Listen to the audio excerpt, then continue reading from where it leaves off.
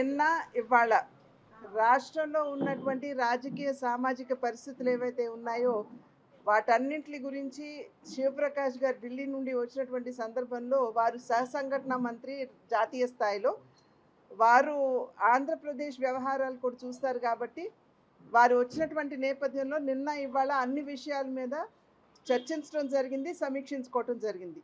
అయితే భారతీయ జనతా పార్టీలో చాలా ప్రజాస్వామికంగా ఏదైనా విషయం ఉంటే అందరితో చర్చించి నిర్ణయాలు చేయబడుతుంది కాబట్టి ఇక్కడ ఈ 2 రోజులు కూడా 25 జిల్లాలు 26 జిల్లాలు అదేవిధంగా ఈ 175 అసెంబ్లీలు ఏవైతే ఉన్నాయో వాటన్నింటి మీద కూడా జిల్లాధ్యక్షులతోటి అక్కడ ఉన్నటువంటి ఆ జిల్లాలో ఉన్నటువంటి ముఖ్య నేతలతోటి చర్చించడం జరిగింది ఈ 2 రోజులు కూడా.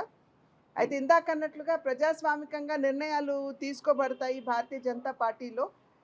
దానికి ఉదాహరణ ఏమిటంటే మేనిఫెస్టో కమిటీ ఏదైతే ఉందో వారిని కూడా అన్ని రంగాల వారిని వర్గాల వారిని కలవడం, వారి దగ్గర నుండి ఫీడ్బ్యాక్ తీసుకోవడం, ఏ రకంగా ఏ విషయాన్ని మనం మేనిఫెస్టోలో పొందుపరచాలి, ఏది పొందుపరిస్తే ప్రజలకి మనం న్యాయం చేసిన వాళ్ళం అవుతాం అనేటువంటి విషయం మీద దృష్టి సారిస్తూ వారిని రాష్ట్రంలో వెళ్ళమంటే నరేంద్ర మోడీ గారు అదేవిధంగా నడ్డా గారు తీసుకున్నటువంటి నిర్ణయం ఏంటంటే సంపర్క్ లేఖ జన్మత్ లేఖని ప్రజల్లోకి తీసుకువెళ్ళమని చెప్పి వారు కూడా ఆదేశించడం జరిగింది. దీని ద్వారా ఏమిటంటే దేశవ్యాప్తంగా కూడా 1 కోటి ప్రజల నుండి ఫీడ్బ్యాక్ తీసుకోవటం, అనేక రంగాల్లో ప్రజలు ఏ రకమైనటువంటి సమస్యలు ఎదుర్కొంటున్నారు, దాన్ని ఏ విధంగా పరిష్కరించాలి అనేటువంటి విషయాల మీద దృష్టి కేంద్రీకరిస్తూ జాతీయ మేనిఫెస్టోలో ఆ విషయాలు పొందుపరచాలి అని చెప్పి నిర్ణయం చేయటం జరిగింది.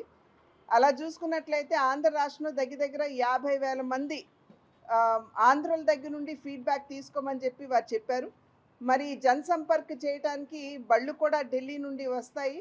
గ్రామాలకు వెళ్ళి ప్రజల్ని సామాన్యుల్ని కలుస్తూ వారు ఏమి ఆకాంక్షిస్తున్నారు అనే విషయాన్ని కనుక్కోవటం జరుగుతుంది.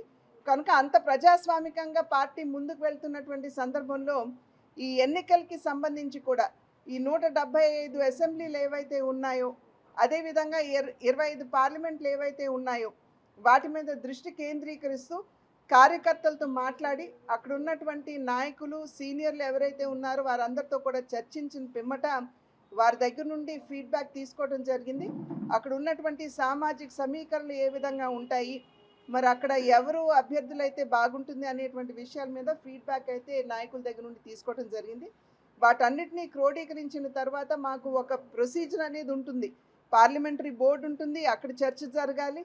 చర్చ జరిగిన తర్వాత దాన్ని అనౌన్స్ చేయడం అనేది భారతీయ జనతా పార్టీలో ఆనవాయితీగా వస్తున్నటువంటి ప్రక్రియ. కనుక ఇప్పుడు వాటన్నిటినీ కూడా క్రోడీకరించి మేము ఈ ఫీడ్బ్యాక్ ఏదైతే ఉందో మేము జాతీయ నాయకత్వానికి పంపిస్తాము. వారు ఎప్పుడైతే మమ్మల్ని పిలుస్తారో దీని మీద చర్చ కూడా జరుగుతుంది. జరిగిన పిమ్మట ఏదైతే డిసిషన్ తీసుకుంటారో అది ఖచ్చితంగా మీ మాధ్యమంగా అందరికీ కూడా తెలియజేస్తామని చెప్పి తెలియజేస్తాం.